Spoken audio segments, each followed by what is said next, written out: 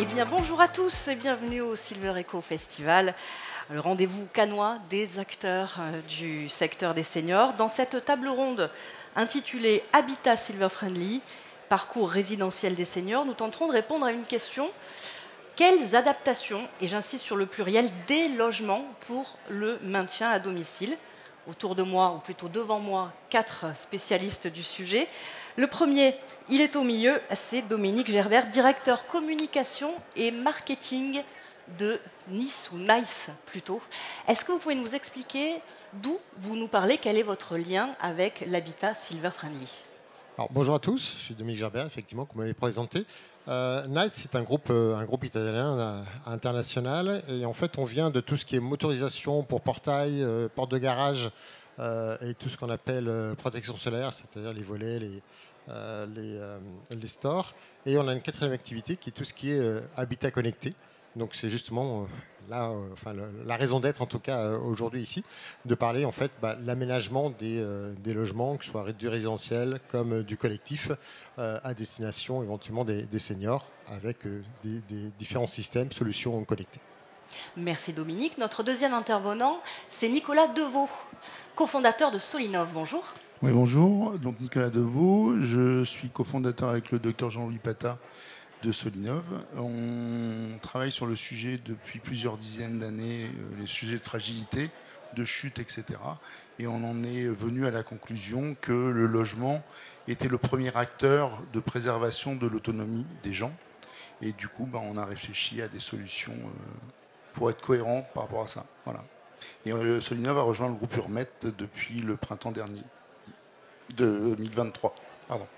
Merci. On a Saïda Samer, qui est responsable du pilotage de l'espace ID Bien-être pour Agir Carco.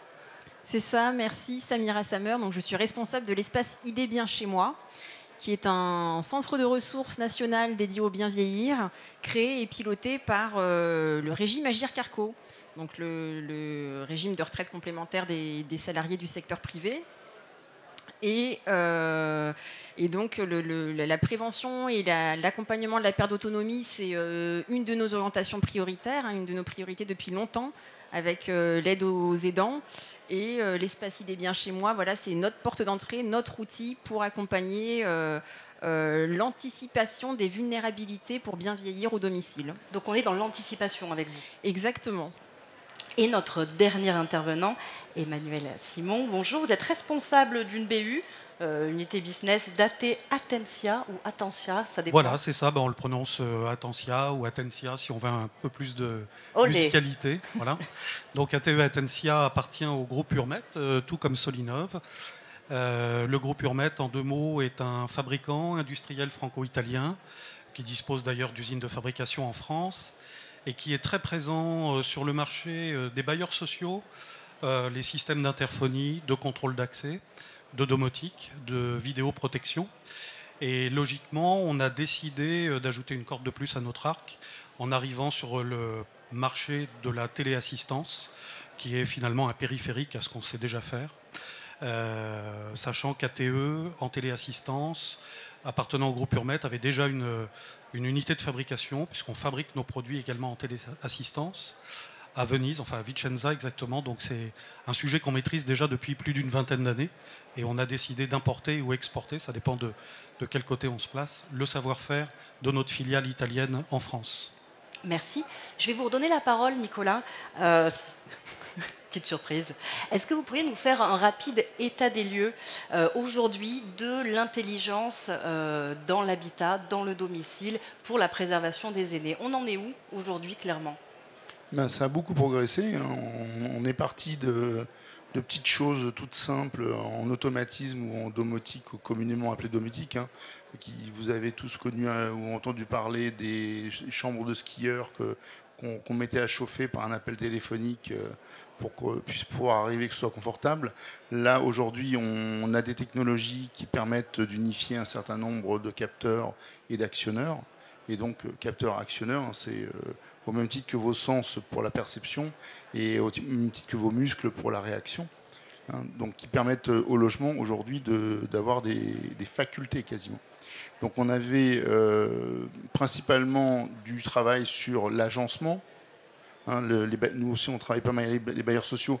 Ils avaient une grosse action sur l'agencement autour de la résidence, hein, permettre un vieillissement au travers de la transformation de baignoires en douche, des accès aux immeubles, d'arrêter les ascenseurs de demi-palier, enfin des choses comme ça, quoi. Et puis donc des choses assez passives finalement, hein, qui ont trait à l'architecture. Puis on a commencé à mettre de l'assistance dans le logement au travers de la domotique, donc des outils pour faciliter la vie, les volets roulants, les éclairages, le pilotage du chauffage, etc. On a vu aussi des constructeurs qui allaient plus loin que leur cœur de métier, comme des fabricants d'éléments de chauffe. Vous voyez aujourd'hui des radiateurs électriques qui disposent d'un petit capteur qui va regarder à quel moment il y a quelqu'un dans la pièce, pour pouvoir se déclencher à bon escient et a fortiori s'arrêter s'il n'y a personne. Donc nous, on est allé encore au-delà de ça. On s'est dit, finalement, plutôt que d'avoir des solutions verticales qui répondent à des problèmes bien identifiés et qui répondent bien, hein, ce n'est pas le sujet, on va plutôt globaliser les choses en se disant, finalement, de quoi a-t-on besoin comme capteur qui vont donner des informations simples, de quoi a-t-on besoin comme actionneur dans le cas présent, et en fait, on va avoir des données qui arrivent vers notre petit élément central. L'élément central va contextualiser. Dans ce cas-là, qu'est-ce que je fais ? J'allume le chauffage, j'allume la lumière, je baisse les volets, etc. Et qui permet en fait de limiter le nombre de capteurs, donc forcément limiter les coûts, et de permettre des services au plus près de la relation habitat-habitant que chacun a avec son logement finalement. Donc on peut déjà parler d'habitat intelligent, d'habitat connecté, de logement même augmenté. Oui, nous on parle de logement augmenté parce qu'on est vraiment déjà dans le logement, c'est pas un cloud. On ne pousse pas de la data vers un cloud, hein, en dehors des sauvegardes obligatoires par le RGPD, machin. Les données sont traitées localement dans le logement au bénéfice du résident. Hein, et on a vraiment quelque chose de vraiment particulier lié à cette relation habitat-habitant qui est apprise par le système de façon glissante. Hein, vous ne vivez pas de la même façon du 1er janvier au 31 décembre, donc ça apprend, ça s'adapte. L'intérêt de ça, c'est que vous n'êtes pas obligé d'y revenir quand vous avez des problématiques qui naissent. Hein, ça ne vous tombe pas sur le coin du nez en 2 secondes. Hein. Ça s'insinue petit à petit, les problèmes au fil du vieillissement ou des accidents, etc. Donc en fait, le logement va s'adapter parce qu'il va apprendre, comprendre le comportement des gens. Donc c'est très intéressant puisqu'on n'y revient pas, quoi. On va pouvoir rajouter des équipements, mais sur le cœur du système, on n'y revient pas. Est-ce que l'intelligence artificielle a à voir dans ce logement connecté? Alors nous, on a une intelligence artificielle embarquée, donc qui est au niveau du logement, et à côté de ça, pour l'affiner, puisque les ressources informatiques pour faire de l'IA, notamment avec nous de l'apprentissage, c'est assez lourd, on a une solution hybride, c'est qu'on a un pool d'une 60aine de logements avec lesquels on a un rapport contractuel particulier au regard du RGPD, qui nous permet d'avoir des flots de données importants pour préqualifier de l'algorithmie qu'on va injecter ensuite dans les logements par rapport au contexte que le logement a relevé. Ce sont des logements un peu témoins pour vous. Oui, plus que témoins, c'est là en fait, où on va revenir les constantes que l'on peut identifier pour monter des algorithmes. Et j'imagine que ces 60 logements, vous les avez un peu dispatchés un peu partout en France, dans des situations différentes? Alors malheureusement pas encore, ils sont assez localisés. Par contre, au niveau des typologies de familles et de logements, oui. Hein, on va du studio au pavillon et on va de la famille aux seniors solo, y compris des personnes handicapées d'ailleurs. Est-ce qu'au niveau de la construction, on s'achemine vers un habitat plus connecté, plus silver-friendly? Dès la construction, est-ce que vous savez si on en est là ou c'est encore un idéal à atteindre dans lequel on est? Non, je pense que les gens commencent à en prendre conscience. Et puis finalement, c'est pas un état qui arrive soudainement, c'est quelque chose qui s'insinue petit à petit. Donc en fait, si vous ne l'intégrez pas dès le début, c'est problématique de devoir ensuite équiper, ça génère des coûts, ça génère des audits, ça génère quelque chose qui fait que ça va pas être massifiable. Or, on a un tsunami de personnes qui vont rentrer dans une tranche d'âge où on va avoir des problèmes de façon importante, et il faut qu'on l'ait anticipé, quoi. Merci pour cet état des lieux. Merci à vous. Samira, on le sait aujourd'hui, les Français veulent vieillir chez eux. Tranquillement, ils ont envie de rester chez eux le plus longtemps possible. Quelle est la place du domicile particulier dans le parcours résidentiel? Est-ce que vous avez des chiffres? Est-ce que vous avez des informations là-dessus? Alors, je n'ai pas de chiffres particuliers en tant que non-sociologue du logement, mais je vais vous donner l'approche du régime Agirc-Arrco. C'est une question complexe, je pense, pour laquelle peu peuvent se targuer d'avoir l'ensemble des éléments. Nous, notre approche, je vais évoquer plusieurs points par itération pour vous donner notre approche. La première, c'est d'abord quand on parle de parcours résidentiel, c'est un concept qui est somme toute assez récent et qui, à la base, traduit le concept de suivre les migrations et les changements d'un ménage pour s'adapter à l'évolution de la cellule familiale.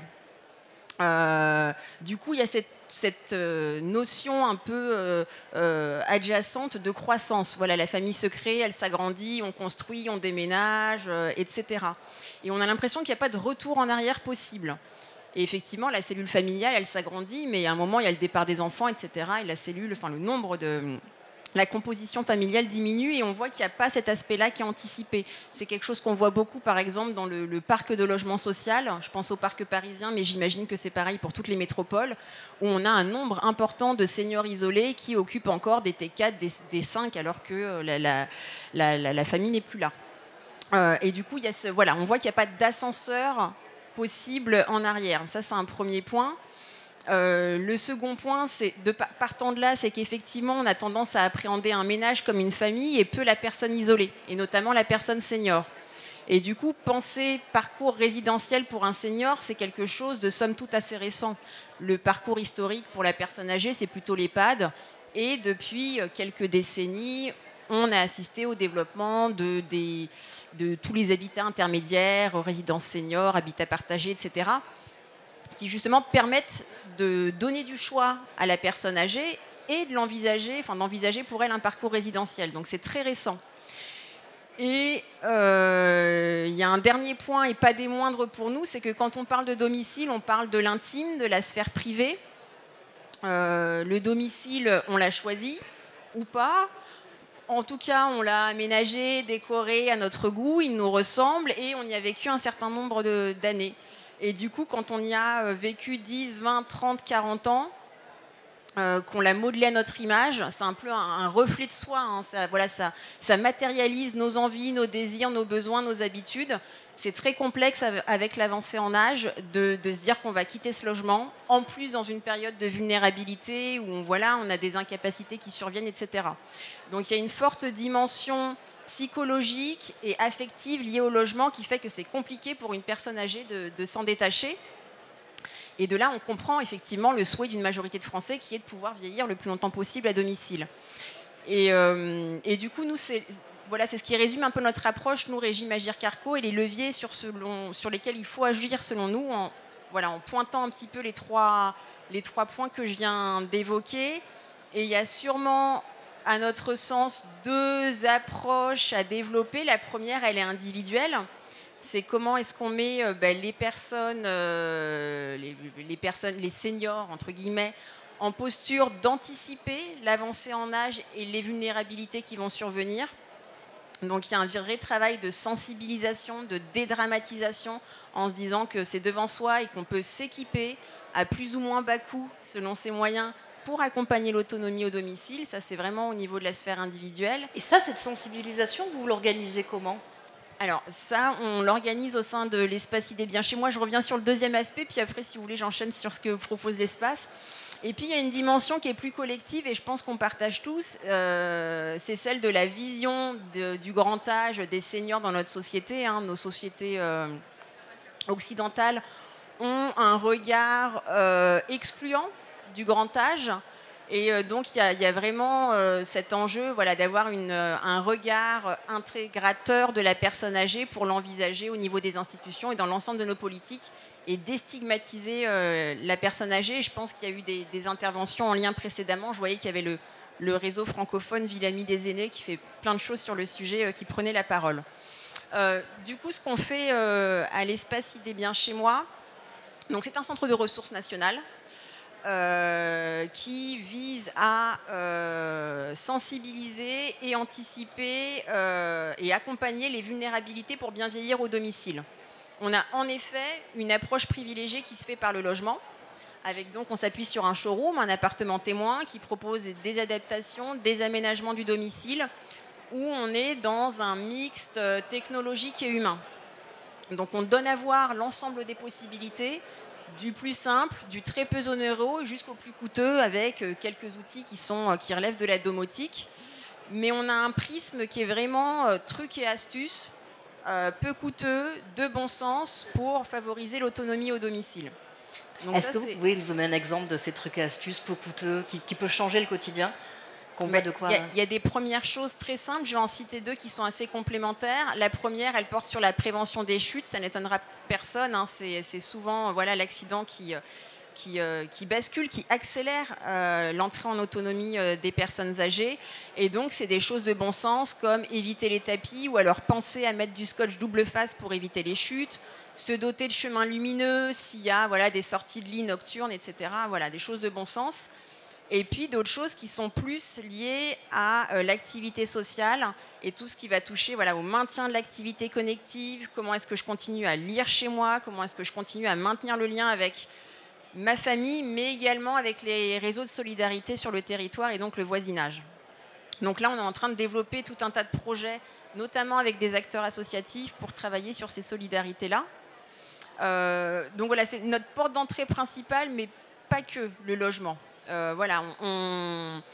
y a vraiment, l'espace idée bien chez moi, il appréhende le logement, l'extérieur du logement, le lien entre le logement et la vie citoyenne, les mobilités, et donc on développe aussi tout un tas de services sur le travail avec les collectivités, les acteurs associatifs, comment est-ce que je me déplace, comment est-ce que j'ai accès aux services publics, comment est-ce que je continue à avoir une vie sociale, une vie affective également au domicile. Voilà, c'est tous les sujets qui gravitent autour du domicile nous intéressent.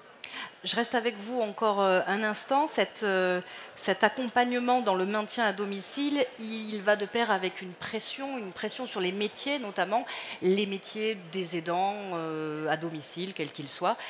Ça aussi, ça fait partie des grands enjeux avec lesquels vous êtes obligés de dealer quotidiennement. Ouais, mais complètement.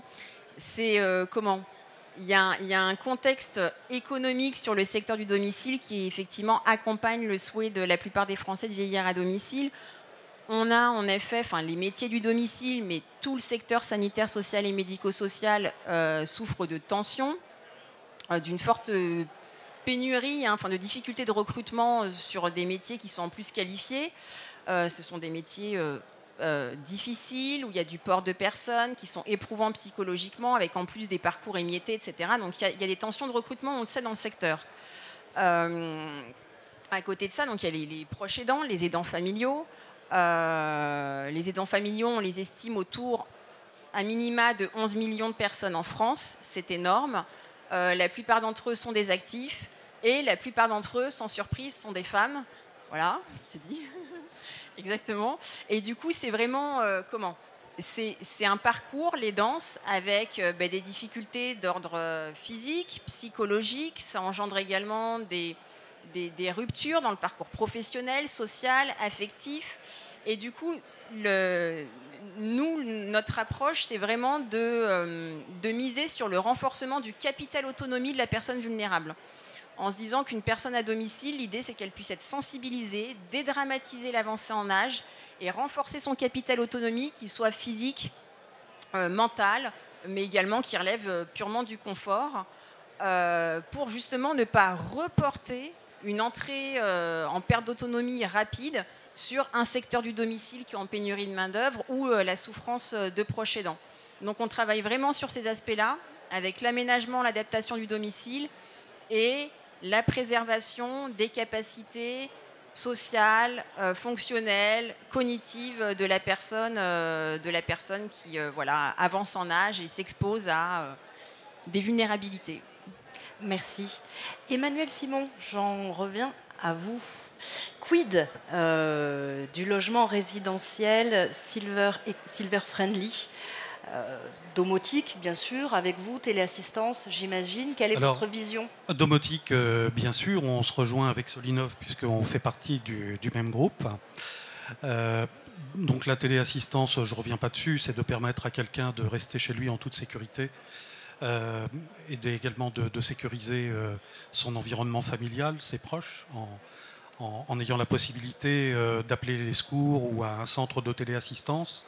Ça peut être aussi des systèmes de géolocalisation, parce qu'on parle beaucoup du domicile, mais il faut quand même admettre qu'une personne qui reste chez elle, parce qu'elle a le désir de rester chez elle, pour toutes les raisons qu'on a expliquées. Elle n'est pas non plus enfermée chez elle. Elle n'est pas exactement enfermée, et c'est d'ailleurs c'est tout le contraire.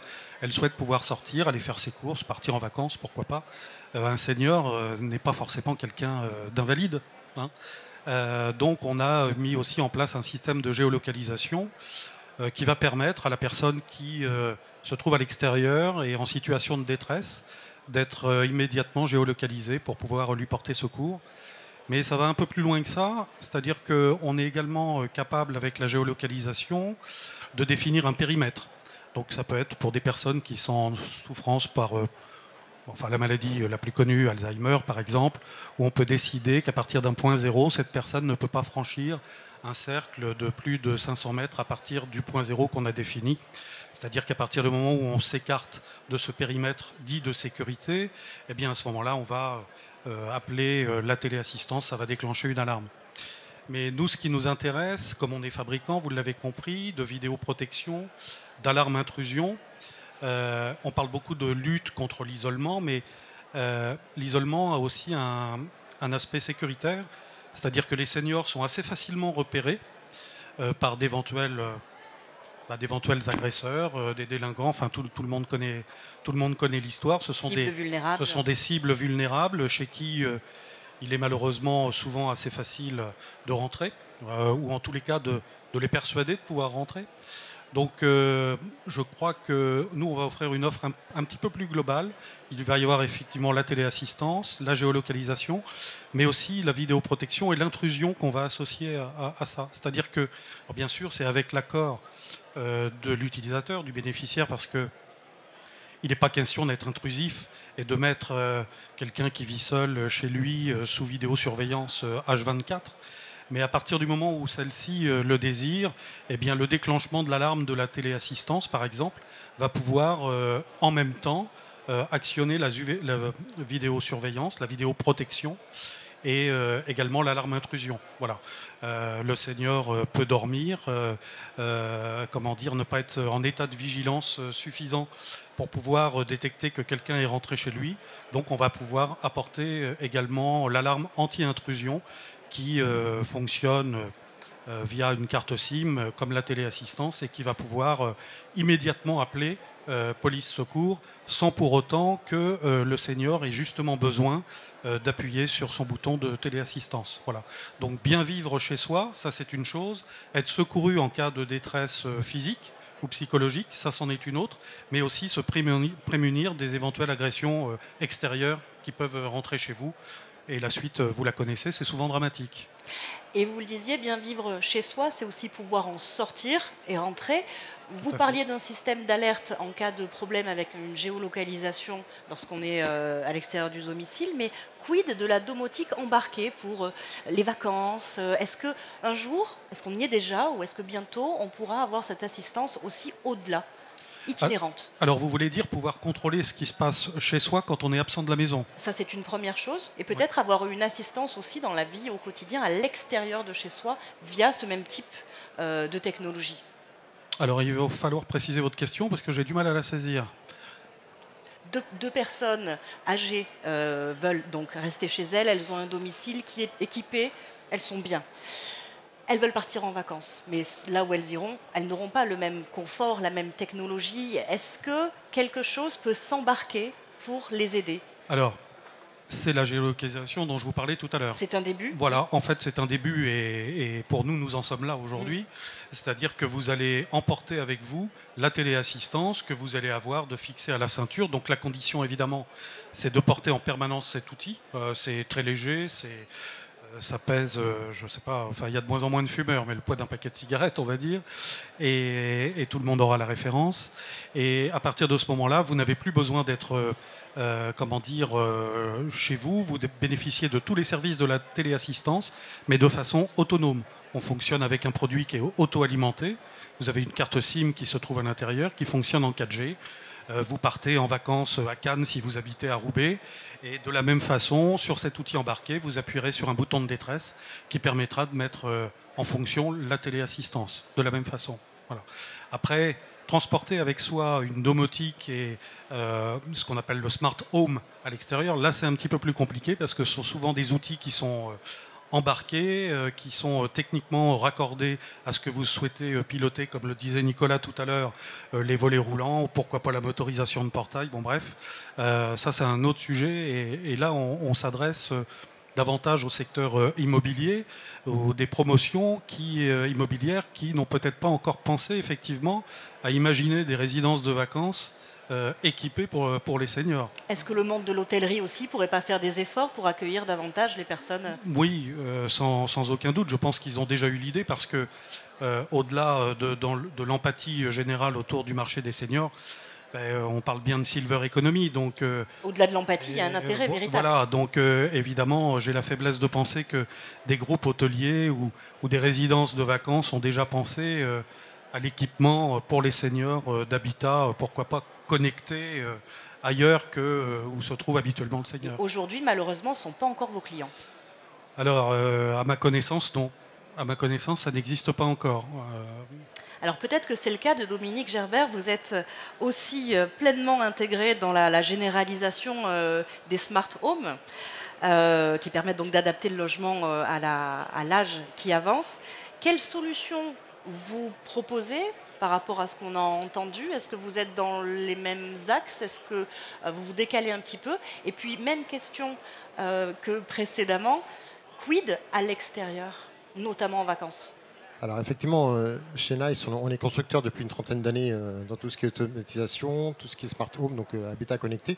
Nous, on est plus en fait sur l'aménagement des lieux de vie, si je puis dire, que ce soit pour du résidentiel, pour du collectif, que ce soit pour des EHPAD, que ce soit pour des résidences médicalisées par exemple. Le gros intérêt chez nous, c'est qu'en fait, on a une solution qui est globale, mais qui s'adapte en fait à chaque besoin.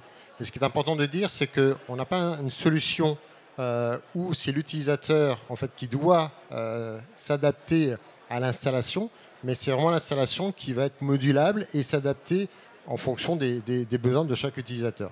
Et lorsque, par exemple, une personne, un résident change de logement, la personne suivante, il n'y a pas besoin de refaire toute l'installation, changer tout ce qui est à l'intérieur. Il y a simplement à reprogrammer, adapter éventuellement en fonction de ses besoins. Et ce qui est important aujourd'hui, c'est que vous l'avez dit, hein, ça a été souligné, c'est que les personnes ne restent pas enfermées chez elles, ont aussi besoin de sortir ou alors d'accueillir des gens pour garder un lien social, en tout cas avec les différentes personnes qu'elles connaissent. Et ça, c'est aussi important, c'est qu'elles vont sortir en véhicule, par exemple, et pour rentrer, elles n'auront pas besoin de sortir de véhicule, ouvrir le portail, ouvrir la porte de garage, prendre des risques parce que la voiture va être au milieu de la rue, le temps d'aller ouvrir tout ça, ou soulever un portail, des fois soulever une porte de garage, des fois c'est un peu lourd. Là, avec un système de GPS, donc de repérage, la voiture est identifiée au début de la rue et tout va s'ouvrir, le portail, la lumière dans l'allée éventuellement, et puis la porte de garage, elle va pouvoir rentrer sans problème, tout va se fermer. Et la même chose, bien sûr, au niveau de la sortie. Le contrôle, lorsque quelqu'un va éventuellement se présenter également au portillon, donc de pouvoir contrôler qui est à l'extérieur pour ouvrir ou pas. Et tout est pilotable. L'intérêt, c'est que tout est pilotable à la fois, bien sûr, par des interrupteurs, télécommandes, à la voix également, donc de plus en plus, soit avec du Google Home ou alors d'autres systèmes type Amazon. Et ce qui est intéressant également, c'est que nos systèmes sont compatibles avec plus de 3000 autres produits.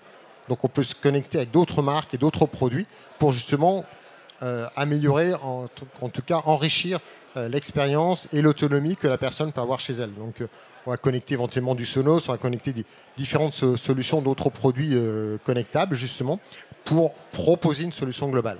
Et aujourd'hui, on voit que de plus en plus, alors je vais un peu sur ce que vous disiez tout à l'heure, c'est qu'on voit de plus en plus des constructions ou neuves ou en rénovation, puisqu'on intervient sur les deux, qui sont de plus en plus demandeuses à avoir des solutions à la fois pour un seul logement, ou pouvoir piloter un ensemble de logements ou même, on imagine quelqu'un qui a plusieurs résidences médicalisées et pas d'autres, qui peut se trouver, je vais prendre l'exemple tout à l'heure, donc qui peut se trouver à Roubaix et qui peut contrôler un EHPAD donc avec, 50 chambres à Cannes, 80 chambres à Strasbourg et autres, à distance, et adapter tout ça. Et le gros intérêt également, c'est que ça va permettre de faire des économies d'énergie, donc ce qui n'est pas négligeable aujourd'hui, puisqu'on va pouvoir contrôler, créer donc des scénarios, éventuellement, que ce soit chambre, que ce soit appartement, de manière indépendante, créer des alertes, créer un certain nombre de scénarios qui vont permettre en fait aux personnes de pouvoir vivre les choses plus naturellement. Alors on parle beaucoup d'IA aujourd'hui, et aujourd'hui il y a déjà des solutions qui existent, avec ou sans IA, qui permettent justement de s'adapter avec des détecteurs de mouvement, des détecteurs au niveau de la luminosité, au niveau de la température également, qui vont baisser ou monter les volets en fonction de... S'il fait trop chaud dehors, on va baisser les volets automatiquement. Il y a un détecteur de température, tout comme des détecteurs de CO2. On sait que des fois, les personnes ne s'en rendent pas compte. Et ça va éventuellement ouvrir une porte de garage ou autre, pour justement faire évacuer tous ces dioxydes de carbone en attendant que les secours arrivent, par exemple.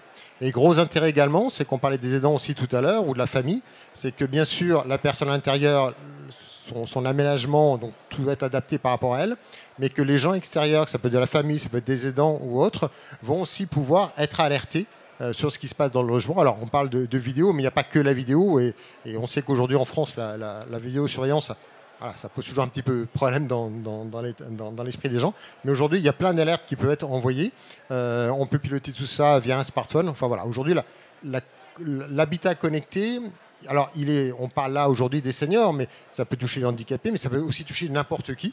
Et on voit aujourd'hui même des appartements de personnes qui sont équipés totalement, peut-être des gens seniors et qui revendent leur appartement ou leur maison derrière. Et bien des gens beaucoup plus jeunes sont contents de retrouver en fait cet équipement et puis vont l'adapter ou le faire évoluer. C'est aussi le gros avantage, c'est qu'on n'est pas enfermé dans un système, dans des solutions. On est vraiment sur des solutions, enfin des systèmes qui sont évolutifs. Et adaptable. Voilà. Et ça, c'est vraiment le gros avantage. Donc, on l'a compris, vous travaillez sur de l'habitat collectif aussi avec des EHPAD, mais quid de l'hôtellerie ?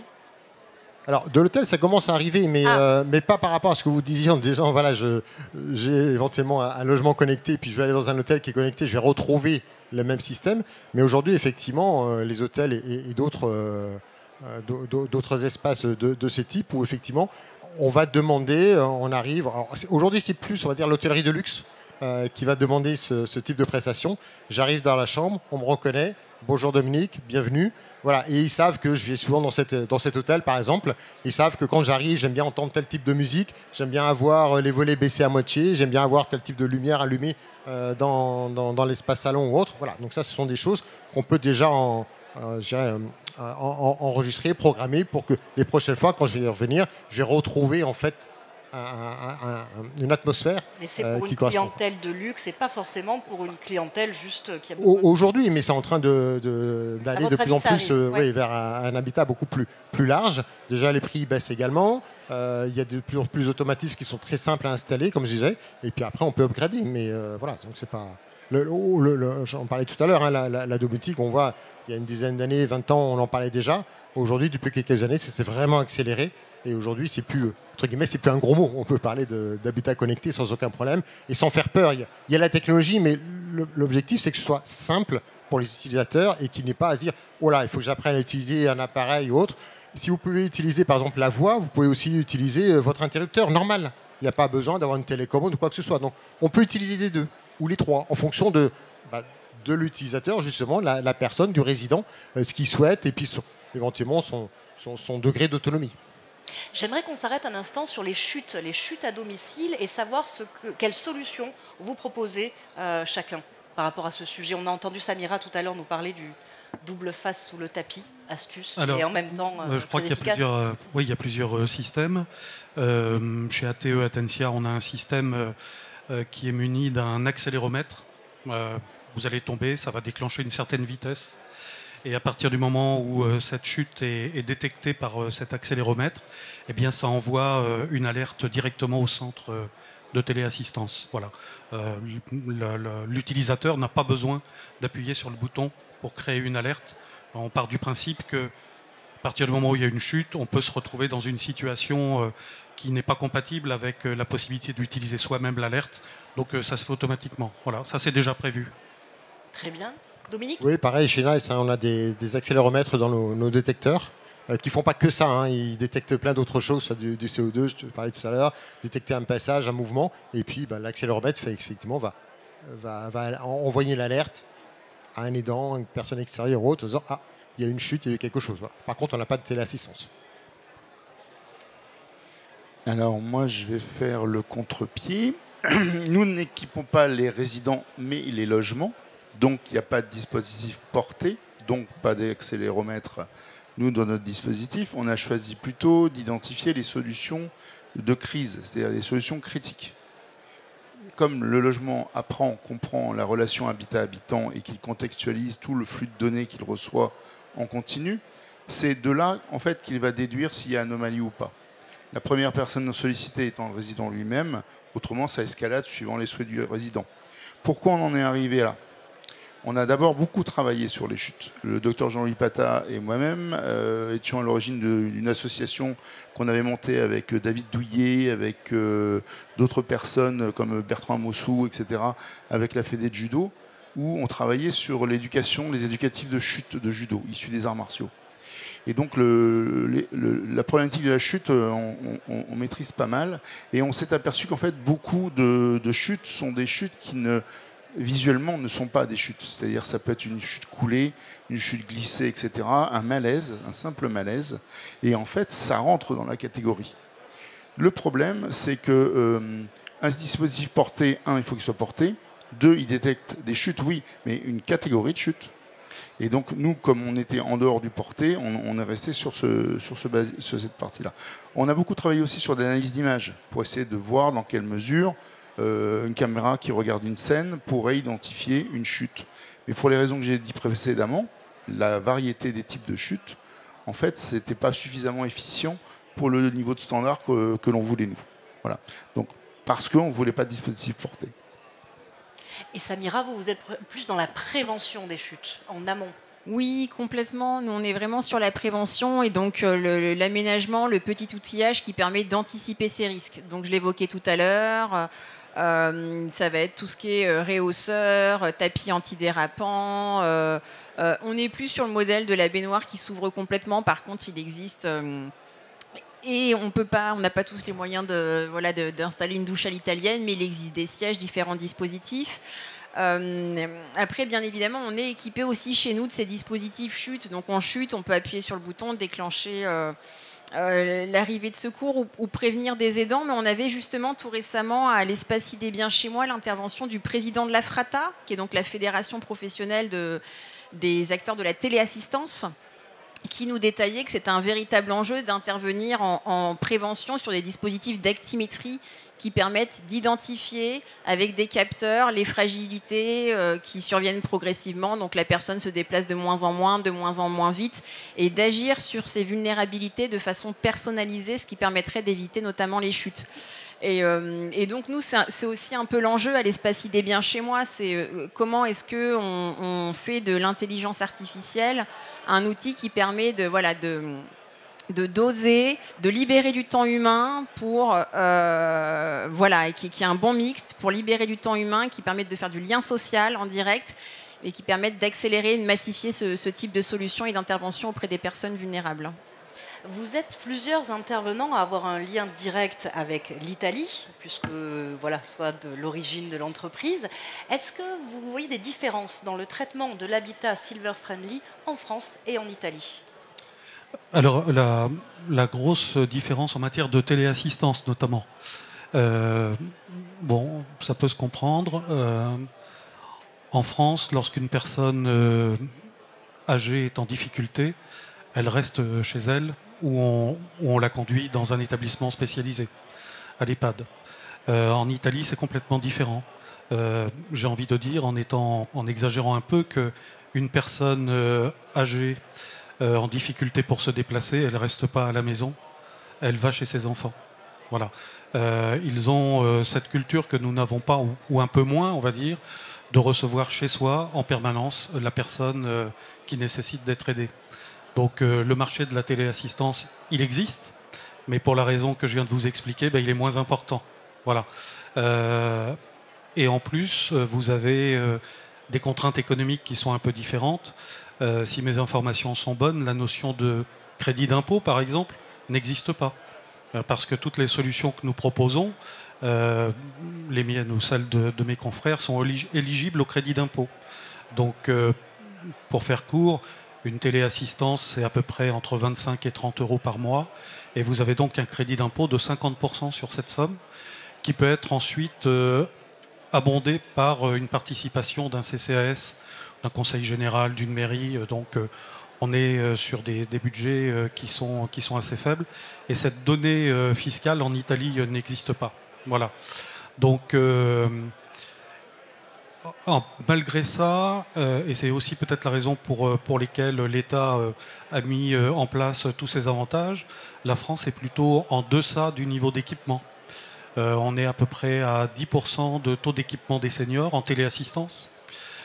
Quand la Grande-Bretagne, c'est plus l'Europe, mais on sont quand même voisins, sont plutôt aux alentours des 35-40%.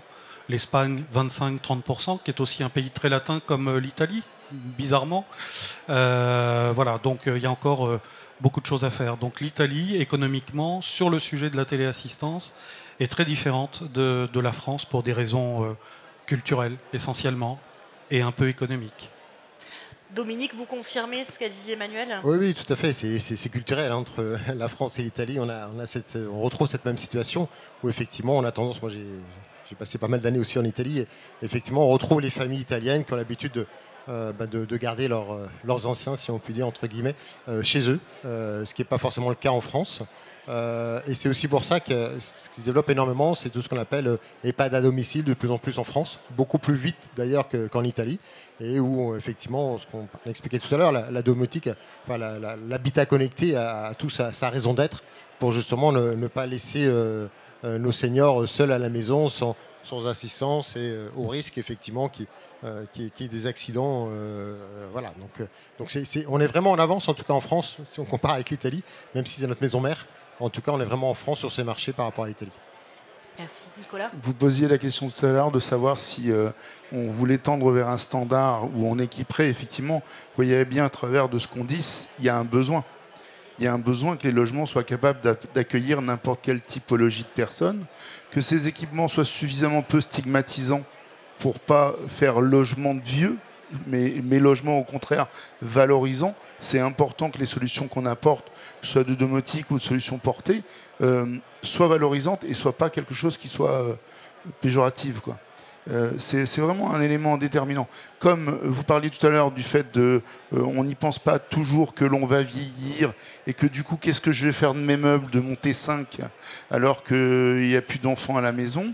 C'est des choses aussi qu'on devrait amener doucement à l'esprit des gens. C'est débarrassez-vous de vos meubles, faites une salle de peinture, quelque chose où on change la disposition et la vocation des pièces. Et comme ça, on peut avancer. Retirer le stigmatisant, super important, sensibiliser les gens tôt. Ce qui est aujourd'hui du confort des outils domotiques, c'est du confort, voire du luxe. Mais si vous le généralisez, le niveau de prix va faire que finalement, ça fera partie de l'équipement de la maison. Regardez ce que vous avez dans votre voiture. Regardez la durée de vie de votre voiture. Et regardez votre maison, votre logement, qui est là pour une durée infiniment plus longue. Elle est sous-équipée par rapport à votre véhicule. Votre véhicule, vous avez plein de trucs dans les bagnoles maintenant. C'est juste délirant. Donc si on fait ça, finalement, on va valoriser le fait de mettre des dispositifs. Et du coup, ça crée du lien intergénérationnel. Parce que quand vous avez une personne âgée qui montre à son petit-fils ou à sa petite-fille sur sa tablette, regarde ce que j'ai chez moi.